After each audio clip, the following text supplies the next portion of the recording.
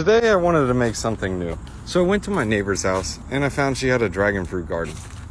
And I was like, wow, this is a lot of dragon fruit. I'm just gonna take them all. So yeah, this is what I grabbed. I just grabbed a bunch of them.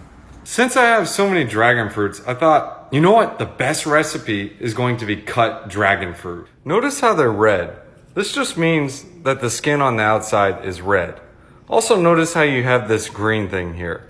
This just means it grew on a green thing. Let's go ahead and peel this bad boy open and get the skin off. After you peel your dragon fruit, it's important to save the skins. You're gonna need these later. Now that your dragon fruit is naked, you can go ahead and begin cutting it.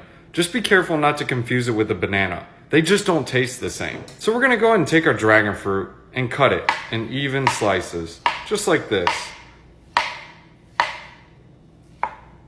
Once you cut your dragon fruit, it should look something like this. If it doesn't, you probably didn't cut it right.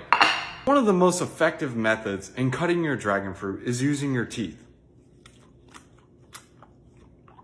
Notice how each and every piece has its own unique shape. You can only get this by doing this method. What I did was I took my dragon fruit skin and I put it on my plumeria. These are good moisturizers and they'll grow more dragon fruit in a year. The dragon fruit skins also make a really nice hairpiece for the lion. Lou the cat likes it too. She loves the neck piece. Make sure you wear all white when you eat this. When you do, it'll stain all of your clothes. So that's how you turn this into this. And this is what it looks like when the bees go to the bar. The person you hear in the background is the owner of these plants. She's cool. Her name is Sam.